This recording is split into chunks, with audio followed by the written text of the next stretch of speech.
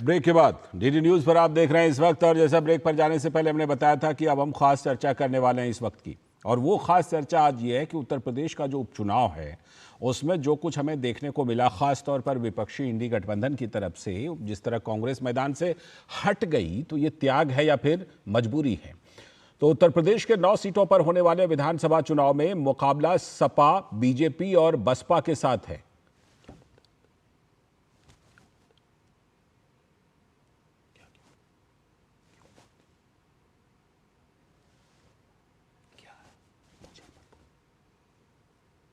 Congress party ने सपा को समर्थन देने का वादा कर दिया है।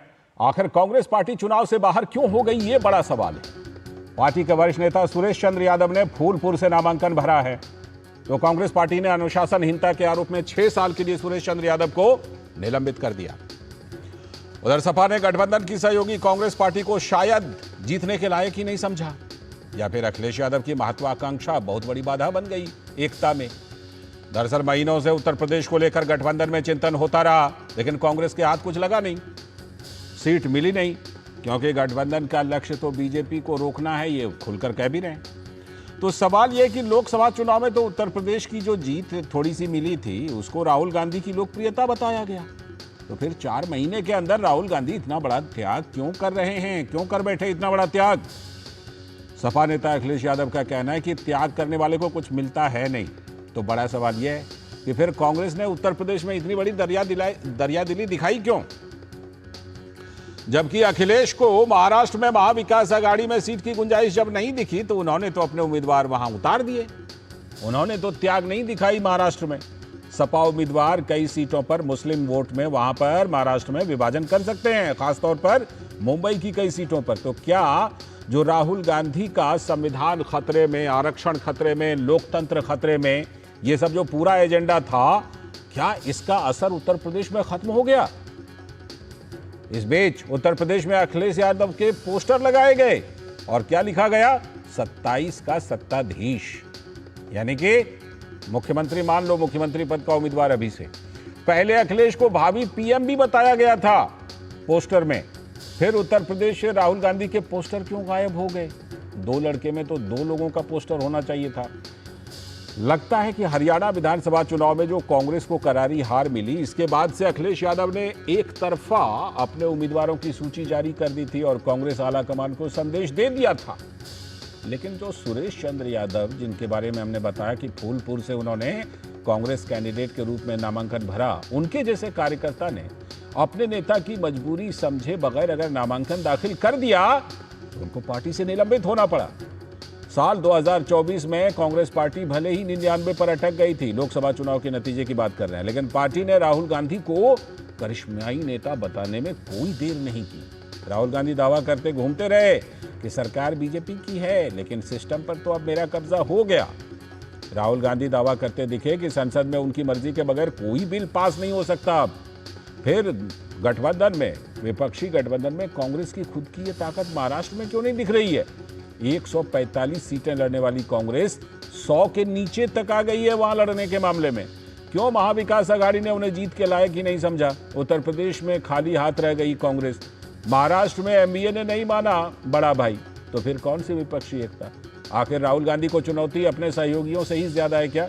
लेकिन वोट बैंक का मोह उन्हें त्याग करने के लिए मजबूर करता है। तो ये सब कुछ जब चल रहा है तो प्रदीप भंडारी, जो भाजपा के राष्ट्रीय प्रवक्ता हैं, उन्होंने कहा कि अखिलेश यादव ने यूपी में कांग्रेस को नीचा दिखा दिया और कहा कि राजनीतिक संदर्भ में राहुल गांधी और प्रियंका वाड्रा दोनों ही फ्लॉप शो हैं। अखिलेश यादव जी ने तो कहा है कि राजनीति में कोई त्याग की जगह नहीं होती है। इससे यह स्पष्ट होता है कि अखिलेश यादव जी बदला ले रहे हैं, और बदला ले रहे हैं कांग्रेस पार्टी और राहुल गांधी से। उन्होंने उनको सबक सिखाया उत्तर प्रदेश में 0 सीट देकर, और बताया कि प्रियंका वाड्रा और राहुल गांधी कैसे एक फ्लॉप शो है पॉलिटिकली। साथ ही यह भी दावा किया कि जो हमारा गठबंधन एनडीए है वो तो राष्ट्रीय स्तर पर मजबूत है।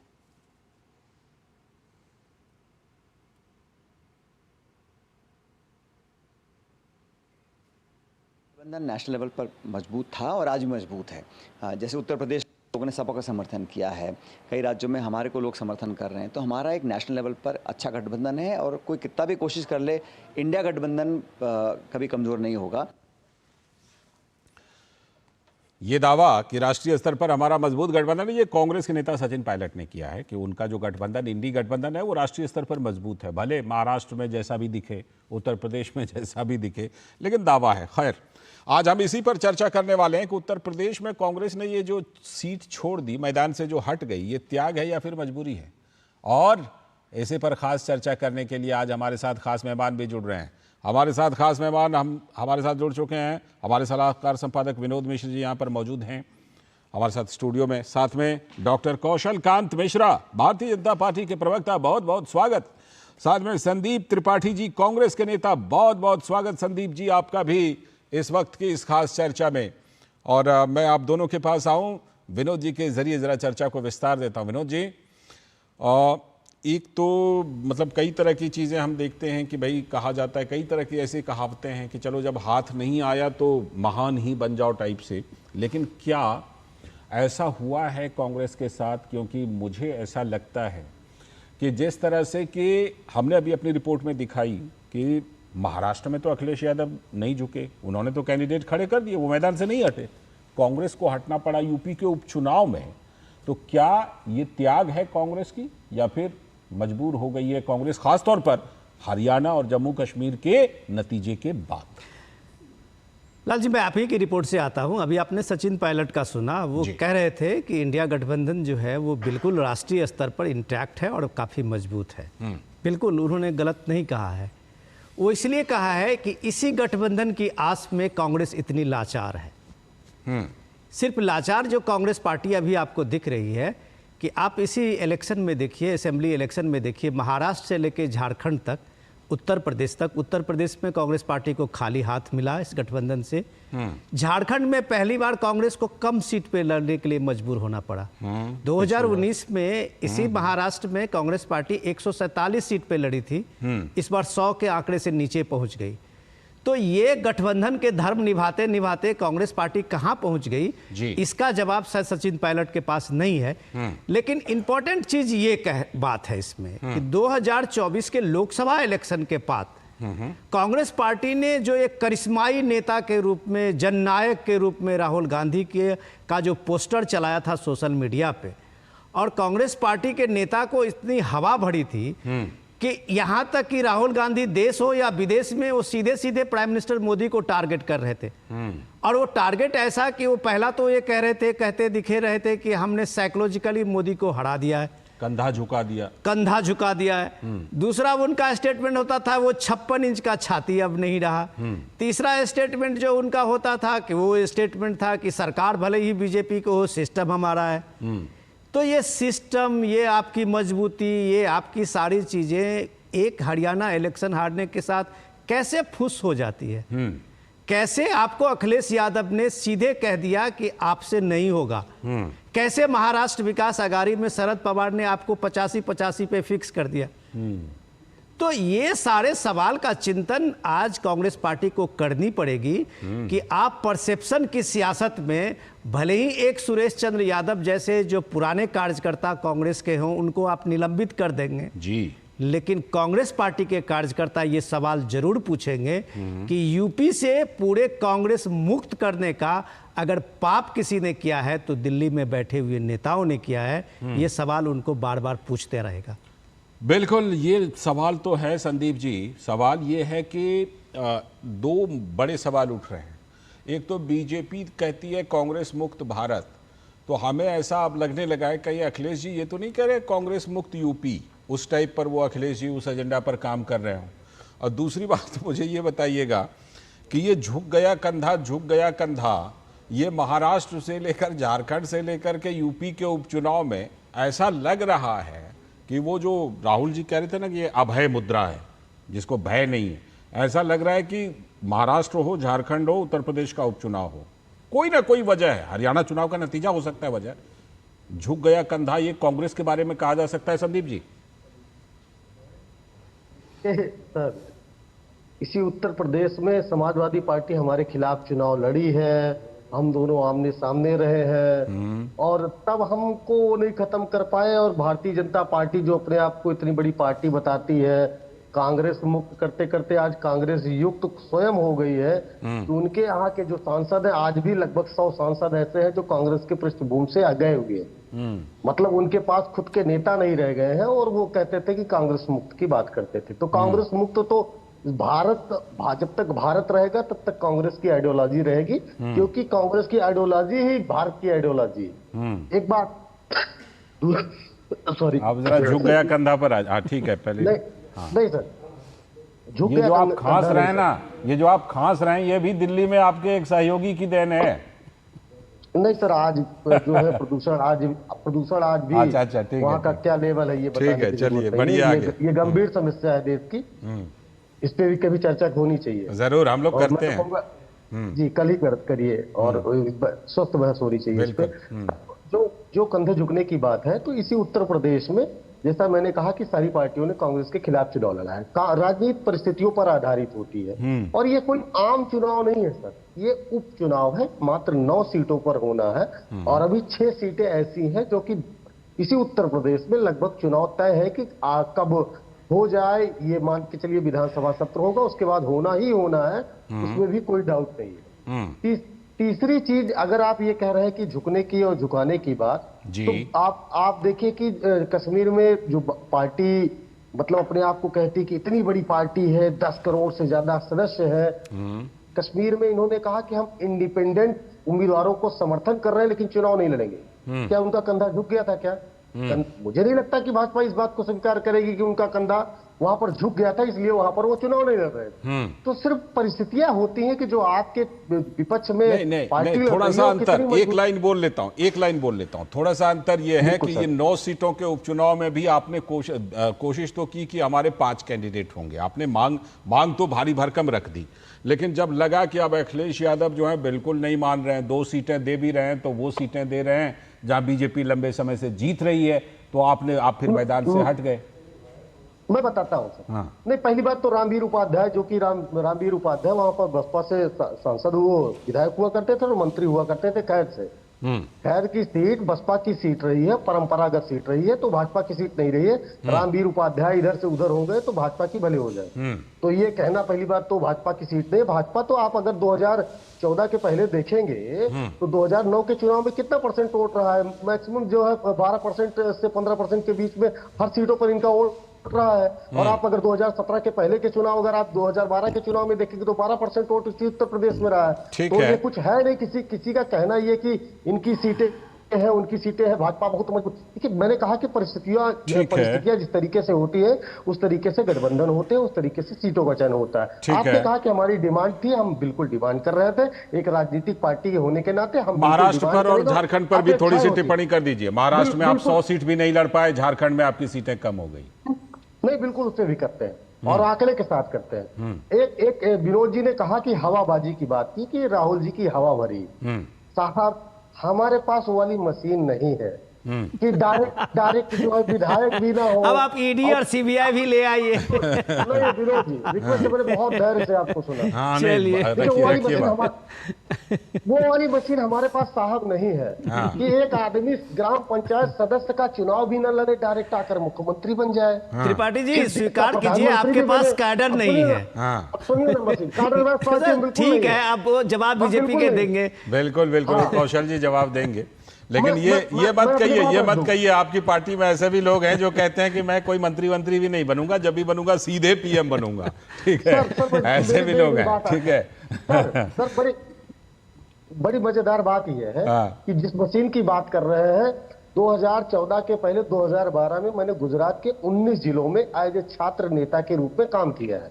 वहां की सच्चाई को खूब अच्छी तरीके से मैं जानता हूं कि किस तरीके से उस गुब्बारे में हवा भरी गई जो आज भी चल रही है। वो मशीन हमारे पास नहीं है कि हम झूठ के पुलंदे पर इस तरीके का महल खड़ा कर सके। आज आप गुजरात मॉडल की बात नहीं करते जिसपे 14 पे आपने चुनाव लड़ा था। आप अब उन बातों उनकी बात भी चर्चा भी नहीं। चलिए, आपने बहुत सारे सवाल उठाए, कौशल जी से जवाब लेने दीजिए। कौशल जी जवाब दीजिए। आप कौशल जी जवाब दीजिए। उनका कहना है कि भाई हमारे पास वो हवा भरने वाली मशीन नहीं है। दूसरी बात उन्होंने ये भी उठाई थी कि आप भी तो कश्मीर में चुनाव नहीं लड़े, तो कैसे कह सकते हैं कि कांग्रेस ने सरेंडर कर दिया, महाराष्ट्र में कांग्रेस ने सरेंडर कर दिया, झारखंड में कांग्रेस ने सरेंडर कर दिया, उत्तर प्रदेश में? कौशल जी बताइए। अरे भाई, हम कहाँ कह रहे हैं कि कांग्रेस ने सरेंडर कर दिया, उसने तो कुर्बानी दी है। अच्छा, कुर्बानी। उस कुर्बानी का मजाक जिस तरीके से अखिलेश यादव ने कहा कि राजनीति में त्याग की कोई जगह नहीं होती है, इस पे 2 पुराने गाने सुना देता हूँ। हाय हाय ये मजबूरी, ये मौसम और ये दूरी। तो कांग्रेस के लोग समाजवादी पार्टी के लिए उत्तर प्रदेश में ये गाना गा रहे हैं, ठीक। और जो समाजवादी है वो उत्तर प्रदेश महाराष्ट्र में क्या कर रहे हैं? यूपी में कांग्रेस साफ, महाराष्ट्र में समाजवादी है पूरे साफ। एक और गाना मैं बोल देता हूँ कौशल जी, एक गाना मैं भी बोल देता हूँ, दोस्त दोस्त ना रहा, प्यार प्यार ना रहा।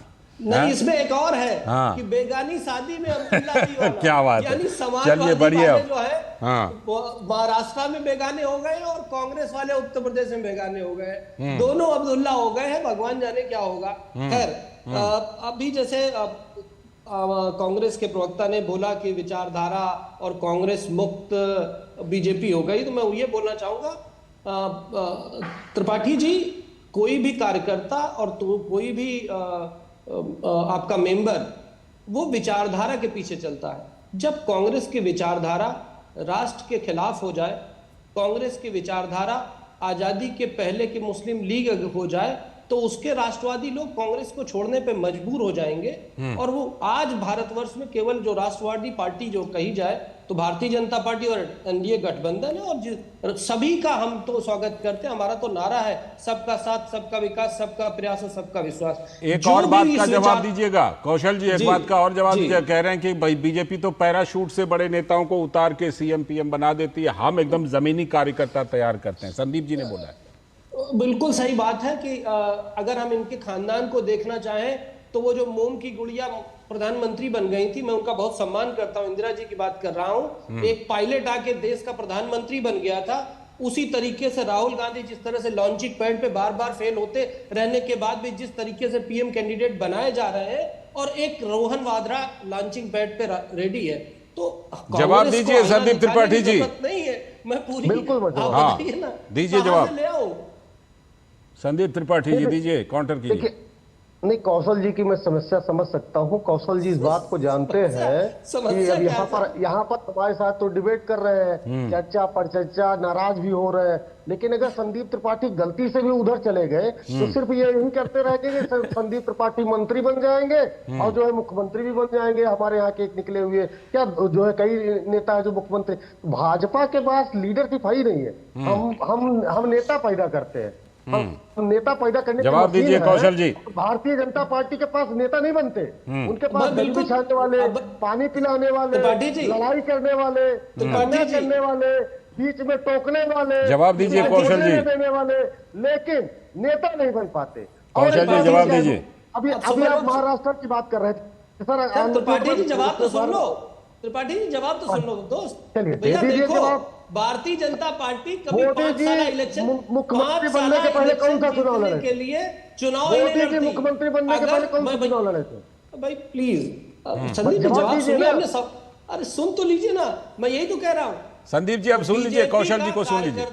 बीजेपी एक कैडर बेस्ड पार्टी है और उसका कार्यकर्ता कभी सत्ता में आने के लिए चुनाव नहीं लड़ता, वो देश के भविष्य को बदलने के लिए चुनाव लड़ता है। और यही वजह है ठीक है, मोदी जी ने आज लाल जी, हाँ मैं आप ही के पास आ रहा हूँ विनोद जी। 47 में विकसित भारत ठीक है, ठीक है, मैं लौटता हूँ आप दोनों के पास। चुनाव के लिए करते हैं, आप दोनों के पास लौटता हूँ, सत्ता में आने के लिए करते हैं।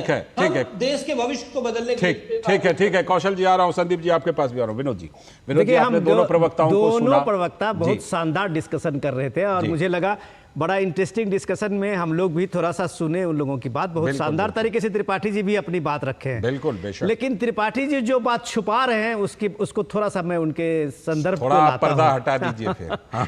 छुपा उस बात को रहे कि त्रिपाठी जी आपको G23 याद होगा। हाँ। आपके ही असंतुष्ट घरे जो G23 बनाया था और उन्होंने जो डिमांड की थी कि भाई कांग्रेस को एक बार पार्टी को आलाकमान को इंट्रोस्पेक्शन करनी चाहिए कि उस पार्टी की इतनी बदतर हालत क्यों हुई है।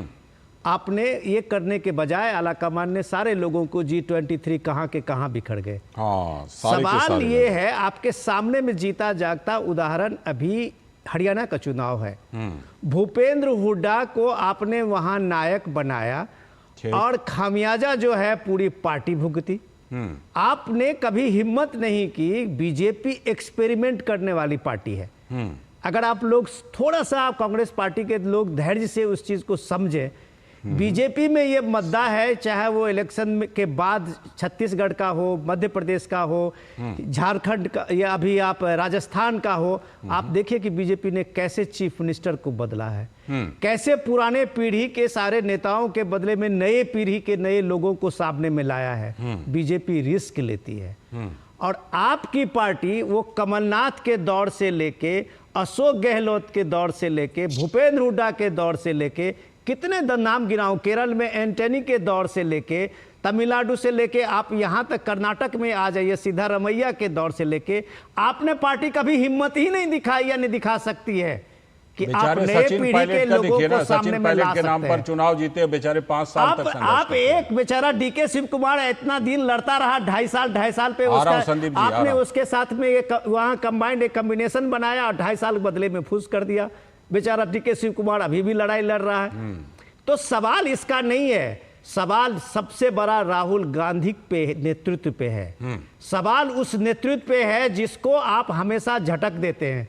जहां जीत हो, यूपी में आपकी कुछ सीटें मिली तो आपकी राहुल गांधी का करिश्माई नेतृत्व बना के आपने देश और दुनिया में उसका प्रचार शुरू किया। ठीक है। लेकिन अगर राहुल गांधी की, अगर कांग्रेस की हार हुई तो आप सीधे सीधे तलवार लेके वहां के जो पार्टी के कार्यकारी अध्यक्ष हैं उनका कलम करने तैयार हो जाते हैं। संदीप जी, ऐसा होता है क्या? ये सवाल आपके सामने में रहेगा कि आपके पार्टी में अगर आप नट सेल में सुने तो कोई गट्स नहीं है लीडरशिप का, जो स्टेट में एक नया लीडरशिप पैदा कर सके, अपने कैडर पे भरोसा कर सके। ये आपके पास नहीं है। ये लाचारी पिछले 5 साल तक राजस्थान में दिखी, ये लाचारी कर्नाटक में भी दिख रही है। संदीप जी, ये लाचारी दिख रही है और कहीं ना कहीं इसका नुकसान कांग्रेस जैसी पार्टी को हो रहा है क्या?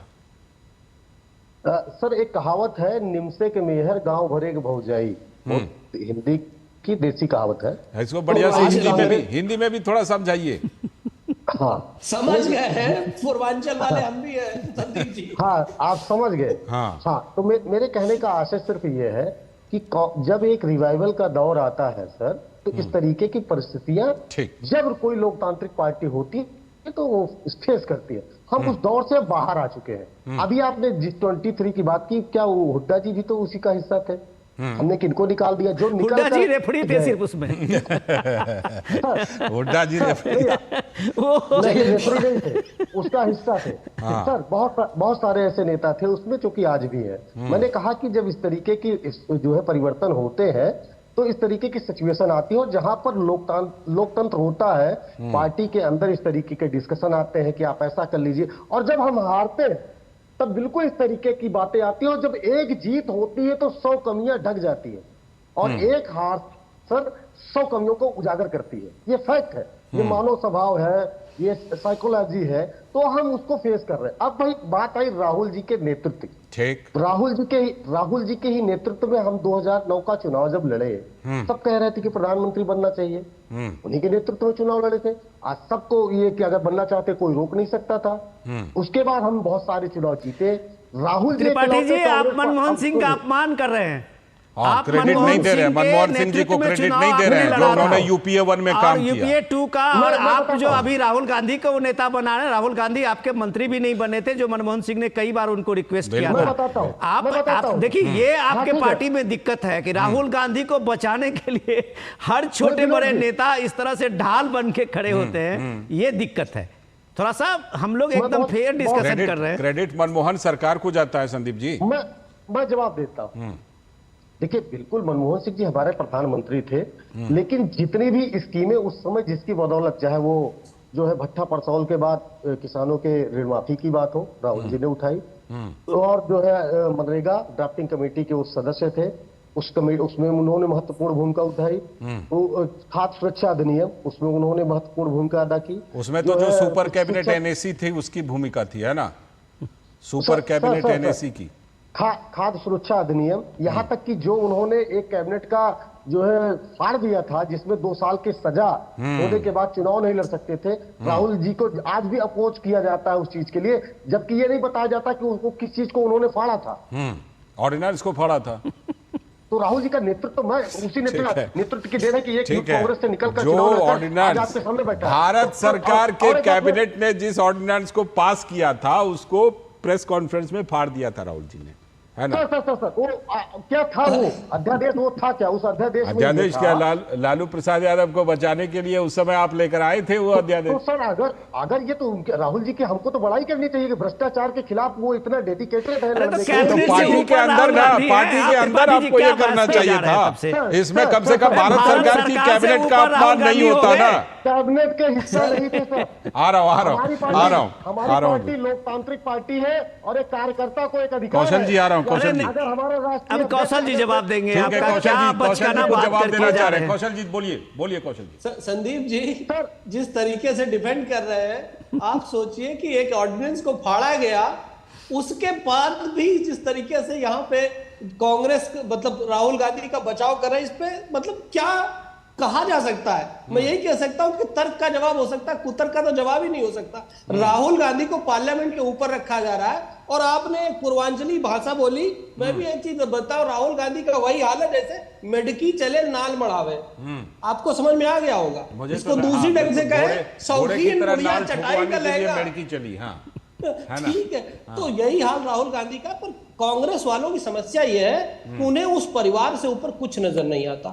यही कांग्रेस के डिक्लाइन का सबसे बड़ा रीजन है। और इसके लिए मैं नहीं कहता, अखिलेश जो कहते हैं वही कहते हैं कि कांग्रेस बड़ी चालू और चिरकुट पार्टी है, इसमें मेरा तो कोई रोल ही नहीं है। तो ये इनके अपने गठबंधन का मामला है कि इनके गठबंधन के साथी इनको क्या समझते हैं और क्या कहते हैं। और जिस तरीके से एक ऑर्डिनेंस फाड़ने वाले बात पर भी जिस तरीके से कांग्रेस आज राहुल का समर्थन करती है, यहीं पे समझ में आता है कि कांग्रेस किस तरह से बदल चुकी है, कितनी करप्ट हो चुकी है, कितनी राष्ट्र विरोधी है, कितनी देश विरोधी है। ठीक है, बिल्कुल ये बात सही है कि पार्टी के अंदर आप तमाम बातें कर लीजिए, लेकिन इस तरह कैबिनेट के द्वारा पारित ऑर्डिनेंस को फाड़ना ठीक नहीं है। ये भारत सरकार के, भारत के कैबिनेट का इकबाल की बात और है। मनमोहन सिंह जी आपके प्रधानमंत्री नहीं थे, मनमोहन सिंह जी देश के प्रधानमंत्री थे। बिल्कुल ये बात हम सही है। उनको अपना प्रधानमंत्री मानते हैं। आप भले ही मोदी जी को अपना प्रधानमंत्री ना माने, नहीं पर क्यों नहीं देश के मानेंगे, आने वाले मानेंगे, हर वो भी मानते प्रधानमंत्री हैं, को अपना वो भी मानते प्रधानमंत्री हैं। मानते बोलिए हैं। संदीप जी। नहीं, हम तो मानते हैं मोदी जी को प्रधानमंत्री, लेकिन मोदी जी उस समय मनमोहन सिंह जी को नहीं मानते थे, कहते थे देहाती औरत है। नहीं, वो रॉबर्ट प्रधानमंत्री थे जिसको कि एनएससी अब चलाती देखिए, थी। आप देखिए, और वो आप फोटो देखिए, बहुत बढ़िया रहा है। मैं आप दोनों के पास लौटता विनोद जी से। सुनिए। विनोद जी आपकी एक मुझे ये टिप्पणी चाहिए नहीं, कि त्रिपाठी जिस तरह जी- से जो हमारा मूल जो डिबेट था, कांग्रेस जिस तरह से सिर्फ 4 महीने बीते हैं, सिर्फ 4 महीने में कांग्रेस जितनी ज्यादा डिफेंसिव हो गई है, विनोद जी आगे की आपको तस्वीर क्या लग रही है? नहीं भाई, मुझे बहुत, मैं कह सकता हूँ कि त्रिपाठी जी बहुत विद्वान आदमी हैं और ज़मीन से जुड़े हुए नेता हैं, मैं उनका बहुत रिस्पेक्ट करता हूँ। लेकिन उन्होंने जो ये बातें आज तर्क रखा है दलील की, कैबिनेट के उस ऑर्डिनेंस को फाड़ने के राहुल गांधी ने क्या कहा, वो जो महिमा उसको तो मंडन कहीं से कर रहे हैं, जस्टिफाई नहीं किया ये जा सकता। अशोभनीय है। बिल्कुल ये अशोभनीय ये बेशक। है। और इकबाल की बात तो अलग बात है, ये 140 करोड़ देशवासियों का ये अपमान होता है। बिल्कुल, आप जब पार्टी के भारत अंदर बात सरकार रखिए। का कोई निर्णय और भारत सरकार की जी, पहल जी, का जी। एक अदना सा आदमी उठ के और प्रेस कॉन्फ्रेंस, प्रेस क्लब में लोगों के बीच में इस तरह का मजाक बनाए, तो ये बिल्कुल, देश का इसका अपमान कहीं है। से समर्थन ये नहीं संविधान का अपमान है। आप ये कह सकते हैं कि ये पॉकेट में लेके राहुल गांधी जो इन दिनों जो ठीक है। लाल किताब लेके घूम रहे हैं, उनको कम से कम वो संविधान पढ़ लेना चाहिए था, जिसका उन्होंने ठीक है। कहिए कि सार्वजनिक रूप से अपमान किया था। बिल्कुल, एक बिल्कुल। प्रधानमंत्री और कैबिनेट के डिसीजन को प्रेस क्लब में बैठ के लोगों के सामने में और मीडिया के सामने में फाड़ते हुए। जी। नई बात जो आपका सवाल है जी, उस जी। पे मैं आता हूं कि जो इंपॉर्टेंट ये है कि देखिए, ये इलेक्शन है, चुनाव में हार जीत तो लगा रहता है, बिल्कुल। उसका कोई बहुत ज्यादा इंपॉर्टेंट नहीं है। इंपॉर्टेंट ये चीज है कि 2 से जो 310 तक जाने वाली बीजेपी है या 244 पे अभी है, उसने हर मोड़ पे हर हार के बाद समीक्षा की है इसकी कमी है कहीं ना कहीं कांग्रेस में। ये कांग्रेस पार्टी अभी तक नहीं समझ पाई है कि ये आला कमान अभी आपके पार्टी अध्यक्ष भले ही मल्लिकार्जुन खड़गे हों, लेकिन त्रिपाठी जी सच बोलें कि मल्लिकार्जुन खड़गे की इस पूरे जितना भी अभी अलायंस की सीटें लड़ रहे हैं, जहां पे खड़गे आपको लगता है उनकी कोई भूमिका क्या नहीं? भूमिका रही है, ठीक है। किस जगह पे उनकी भूमिका रही है? तो जब तक आप पार्टी को आप एक अरे सर आप इस बात को आप लोग विनोद जी, सर उनकी भूमिका वही है जो दरवाजे से झांकते अच्छा, वो उस तस्वीर की वायनाड वाली तस्वीर की बात कर रहे हैं, वायनाड वाली तस्वीर की बात कर रहे हैं, वायनाड वाली तस्वीर की बात कर रहे हैं। ठीक है, ठीक है, आपने एकदम मौके पर चौका मार दिया कौशल जी, है ठीक है। संदीप जी जवाब दीजिए। बॉल आएगी तो चौका पड़ेगा। संदीप जी नहीं, देखिए इनके यहाँ एक झूठ की फैक्ट्री है, उसमें आप देखिए कांग्रेस ने नहीं, इसमें झूठ का है, वो तो तस्वीरें हैं गवाह। इसमें कहा झूठ है? अरे आप बताओ इसमें कहा झूठ है यार? चलिए ठीक है, आप सच बोल रहे हैं, आप जज है भाई, हम मान लेते हैं। आप बताओ, बोलने देंगे तभी मीडिया तो ने सच। दिखाया, हम लोग पर चर्चा कर रहे हैं, आपने अपनी बात कही, मेरी बात आ जाए, उसके बाद निकल से निकलेगा उसमें से। मैं एक बात कहूंगा, मैं ये बात कहूंगा कि ऐसी तस्वीरें जब आएंगी तो कौशल जी तो वो कहते हैं लूज बॉल दीजिएगा तो छक्का मारेंगे, ऐसी तस्वीरें आनी नहीं चाहिए। अंदर हो उसमें सकते हैं। हमारी बात तो आ जाने दीजिए ना। अरे संदीप जी, रोहन वाड्रा अंदर हो सकते ठीक है। हैं, पर मल्लिकार्जुन खड़गे बाहर हो सकते हो हैं। गया। इसी से पता चल जाता है कांग्रेस की विचारधारा। चलिए, फिलहाल विनोद जी ने जो एक करिए। बात कही कि देखिए तमाम हार के बाद कांग्रेस एक प्रमुख विपक्षी पार्टी है, इसमें कहीं कोई शक नहीं, लंबे समय तक सत्ता में रही है, देश को कांग्रेस की जरूरत है, मैं ये कह रहा हूं। लेकिन जो विनोद जी ने बात कही वो महत्वपूर्ण है कि जब कभी भी कुछ होता है तो उससे सही एक सबक लेकर के सही, जिसे कहते हैं कोर्स करेक्शन होना चाहिए। बहुत बहुत शुक्रिया संदीप जी जुड़ने के लिए, कौशल जी जुड़ने के लिए, और विनोद जी आपका भी जुड़ने के लिए बहुत बहुत शुक्रिया इस वक्त के इस खास डिस्कशन में। और अभी वक्त है एक ब्रेक का, और